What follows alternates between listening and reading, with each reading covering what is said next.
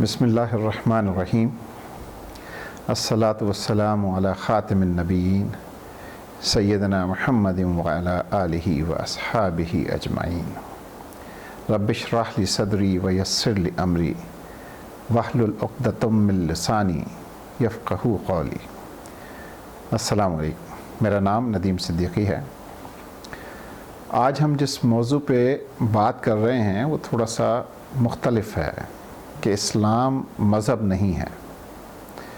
اس پہ شوق ہونے کی ضرورت نہیں ہے، کیونکہ بات آپ کو مکمل سمجھ میں آ جائے گی اگر آپ آخر وقت تک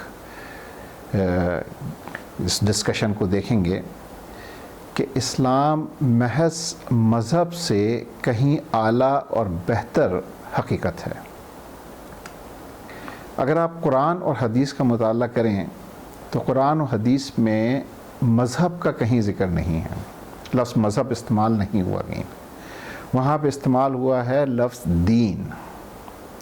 تو ہم بات کریں گے اس کی آگے چل کے کہ دین کیا ہے۔ فی الحال ہم یہ سمجھنے کی کوشش کرتے ہیں کہ مذہب اور دین میں کیا فرق ہے، ٹھیک ہے۔ تو پہلے ہم بات کرتے ہیں مذہب کی، کہ کتابوں میں اور علماء جو لکھتے ہیں تو مذہب کو کس طریقے سے وہ ڈیفائن کرتے ہیں کہ مذہب کیا چیز ہے۔ مذہب کے اندر تین چیزیں شامل ہیں۔ نمبر ایک، عقیدہ شامل ہے مذہب میں، کہ مختلف عقائد ہو سکتے ہیں۔ مثلا مسلمانوں کا عقیدہ ایک ہے کہ اللہ کی ذات ایک ہے، صرف اللہ ہی عبادت کا قابل ہے، وہی معبود ہے۔ عیسائیوں کا اپنا عقیدہ ہے، ایتھیسٹ کا اپنا عقیدہ ہے، بدھسٹ کا اپنا عقیدہ ہے۔ عقائد ایک چیز ہو گئی۔ دوسری چیز جو ہے وہ ہے عبادات۔ مسلمانوں کی عبادات ہیں، عیسائیوں کی عبادات ہیں، مختلف عقیدے رکھنے والوں کی مختلف عبادات ہیں، طریقہ بھی مختلف ہے اور جگہیں بھی مختلف ہے۔ دوسرا پہلو ہو گیا عبادات کا۔ تیسرا پہلو جو ہے وہ ہے رسومات کا، سوشل رسومات جس کو کہتے ہیں معاشرتی رسومات، رائٹ۔ تو یہ تیسرا پہلو رسومات کا ہے کہ فار ایگزامپل کہ بچہ پیدا ہوتا ہے تو اس کو کیا اس کا عقیقہ کیا جاتا ہے، اس کے کان میں اذان دی جاتی ہے۔ عیسائیوں کا ہے بیپٹزم کی جاتی ہے۔ تو مختلف رسومات ہیں۔ انسان کا انتقال ہوتا ہے تو اس کو دفنایا جائے، ٹھیک ہے، اس کو جلایا جائے، کیا کیا جائے۔ تو یہ تین چیزیں جو ہیں یہ مذہب کو ڈیفائن کرتی ہیں، عقائد، عبادات اور رسومات۔ تو مذہب بیس کرتا ہے ان تین چیزوں کے اوپر، ٹھیک ہے۔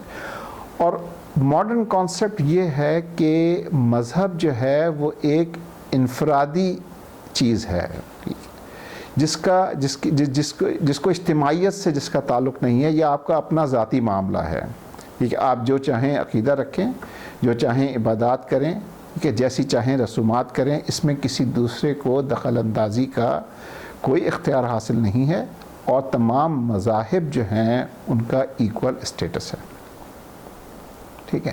تو یہ انفرادی معاملہ ہے، یہ ایک سوچ ہے۔ سیکولرزم جو ہے اس کی بنیاد اسی سوچ پہ قائم ہے، مذہبی آزادی جس کو ہم کہتے ہیں، ٹھیک ہے۔ تو ان تینوں چیزوں کی آزادی جو ہے وہ سیکولرزم کی بنیاد ہے۔ اچھا، یہ تو ہو گیا مذہب۔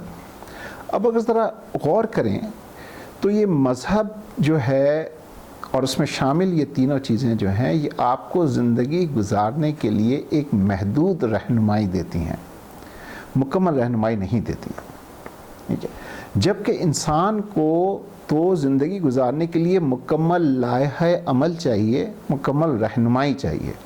یہ انسان کا فطری تقاضا ہے کہ اس کو رہنمائی چاہیے۔ اب کس چیز کے سلسلے میں اس کو رہنمائی چاہیے؟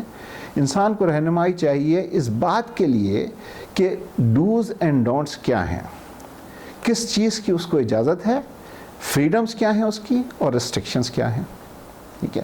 اب یہ فریڈمز اور ریسٹرکشنز کہاں سے آئیں گی؟ یہ کون سی چیز آپ کو بتائے گی، رہنمائی کرے گی کہ جی یہ جائز ہے اور یہ ناجائز ہے؟ یہ کرے گا قانون، یہ کرے گی حدود۔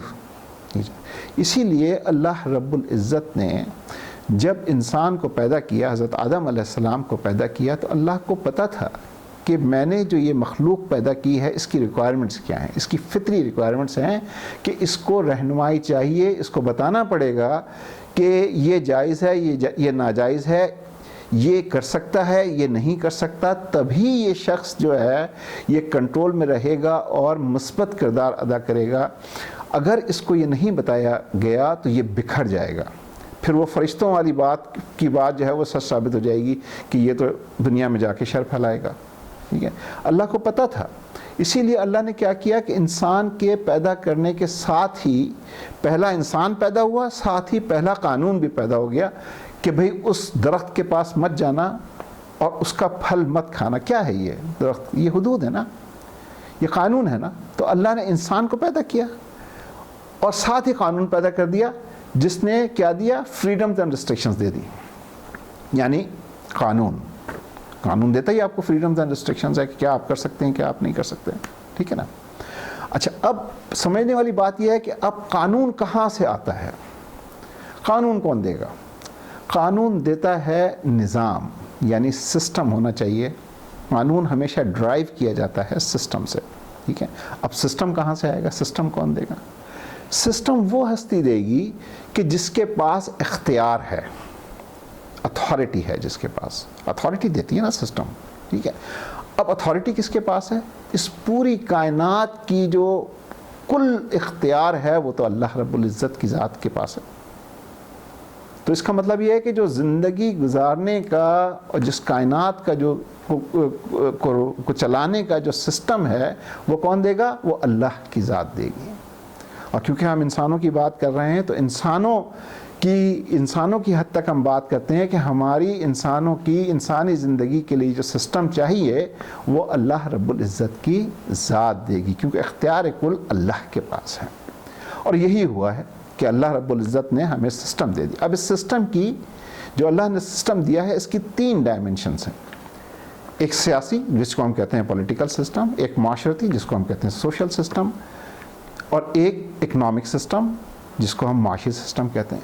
تو اللہ نے جو ہمیں سسٹم دیا ہے زندگی گزارنے کا، پورا لائحہ عمل دیا ہے، اس کے اندر 3 سب سسٹمز موجود ہیں: political system, social system and economic system. اسی لیے ہم اس کو کہتے ہیں پولیٹیکو سوشو اکنامک سسٹم، جو اللہ رب العزت نے دیا ہے، ٹھیک ہے۔ تو اب کیا چیزیں ہو گئیں جناب؟ کہ 6 چیزیں ہو گئیں ٹوٹل۔ 3 چیزیں مذہب میں شامل ہیں: عقائد، عبادات، رسومات، اور 3 یہ سسٹم ہو گئے۔ ان میں سے ان جو 3 سسٹم ہیں، ان ہر سسٹم کے اپنے قوانین ہیں۔ تو آپ اس کو کہہ سکتے ہیں کہ اس سسٹم کے ساتھ ایک پیرلل سسٹم جو ہے وہ قوانین کا سسٹم ہے، جس کے اندر آپ کے سول لاز ہیں، جس کے اندر آپ کے کرمنل لاز ہیں، اور قانون وراثت، بہت سارے قوانین جو ہیں جو اللہ رب العزت نے قرآن کے اندر بتائے ہیں، وہ سارے قوانین شامل ہیں جو احاطہ کرتے ہیں ان تینوں سسٹمز کا، ان تینوں نظام کا احاطہ کرتے ہیں، ٹھیک ہے۔ تو یہ آپ کی فطری ضرورت جو انسان کی ہے ڈوز اینڈ ڈونٹس جاننے کی، فریڈمز اینڈ ریسٹرکشنز کی، وہ یہاں سے پوری ہو جاتی ہے۔ تو ٹوٹل ہو گئیں 6 چیزیں: عقائد، عبادات، رسومات، دین political system, social system and economic system. ان 6 چیزوں کو اللہ رب العزت نے دین کہا ہے۔ قرآن میں ان 6 چیزوں کو دین کہا گیا ہے کہ ان 6 چیزوں کا نام دین ہے، جس کو اللہ نے قرآن میں ذکر کیا ہے سورہ آل عمران کے اندر، ٹھیک ہے، آیت نمبر 19 میں کہ دین تو اسلام ہی ہے، اور آیت نمبر 85 کے اندر کہ جو لوگ دین کے جس کا مفہوم یہ ہے کہ دین کے علاوہ کہ اسلام کے علاوہ اگر کسی اور دین کو ساتھ لے کے آئیں گے تو اس کو قابل قبول نہیں ہوگا وہ۔ پھر سورہ نصر میں جس میں کہا گیا اذا جاء نصر اللہ والفتح ورأیت الناس یدخلون فی دین اللہ افواجا، دین اللہ، اللہ کا دین، ٹھیک ہے۔ تو یہاں پہ بات ہے اللہ کا دین، رائٹ۔ تو اور اللہ نے اس دین کو، اسلام کو بحیثیت دین مسلمانوں کے لیے اور یا انسانوں کے لیے پسند فرما لیا، اور یہ ہے دین۔ تو اسلام جو ہے وہ دین ہے، اسلام جو ہے وہ مذہب نہیں ہے۔ اس لیے شروع میں یہ والی بات کہی گئی کہ اسلام محض مذہب نہیں ہے، کیونکہ مذہب میں صرف 3 چیزیں شامل ہیں۔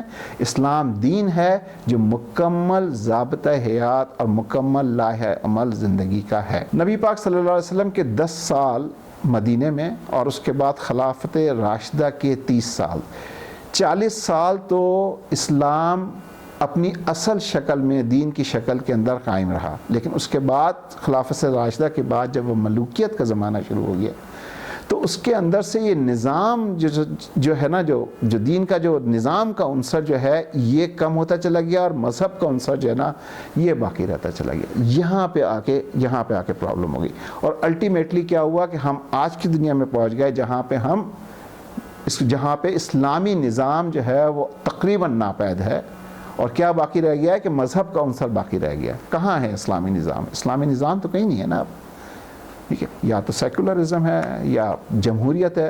تو یہ ہے کانسیپٹ دین کا اور مذہب کا، جو امید ہے کہ سمجھ آ گیا ہوگا۔ آپ اس کو اس طریقے سے بھی کہہ سکتے ہیں کہ دین جو ہے وہ منزل ہے اور مذہب جو ہے وہ راستے ہیں، ٹھیک ہے۔ تو مذاہب، ایک سے زیادہ مذاہب ایک جگہ پہ ہو سکتے ہیں، لیکن ایک سے زیادہ دین ایک جگہ پہ نہیں ہو سکتے۔ تو اسی طرح فار ایگزامپل جو حنفی، شافعی، مالکی، یہ مذاہب کہلاتے ہیں، ٹھیک ہے، یہ مذاہب ہیں، یہ راستے ہیں، رہنمائی کہاں پہنچنے کی کرتے ہیں؟ منزل پہ۔ اور منزل کیا ہے؟ دین کیا ہے؟ اسلام۔ جس کا مطلب یہ ہے کہ یہ راستے ہیں، ان میں سے کسی پہ بھی آپ چل کے آپ اسلام کی روح تک پہنچ سکتے ہیں۔ تو یہ ایک کانسیپٹ ہے دین کا اور مذہب کا۔ بات کرنے کی وجہ اس موضوع پہ یہ ہے کہ ہمیں اس چیز کا ادراک ہونا چاہیے کہ ہماری زندگیوں سے دین کا عنصر جو ہے، دین کے اندر جو نظام کا عنصر ہے وہ کم ہوتا جا رہا ہے اور مذہب کا عنصر رہ گیا ہے۔ تو ہمیں تھوڑا سا مائنڈفل ہونا چاہیے اس چیز کے بارے میں، اور کوشش کرنی چاہیے کہ جو دینی نظام ہے اس کو اپنی زندگیوں میں واپس لانے کی کوشش کریں، اپنی حد تک، جہاں تک ہم کوشش کر سکتے ہیں وہاں تک کوشش کریں۔ تو یہ تھا آج کی ٹوٹل بات کا لب لباب۔ امید ہے بات سمجھ میں آئی ہوگی۔ پھر انشاءاللہ ملاقات ہوگی، ٹھیک ہے، اگلے کسی موضوع کے اوپر۔ اپنا بہت خیال رکھیے گا۔ الصلاۃ والسلام علی رسول اللہ۔ السلام علیکم ورحمۃ اللہ وبرکاتہ۔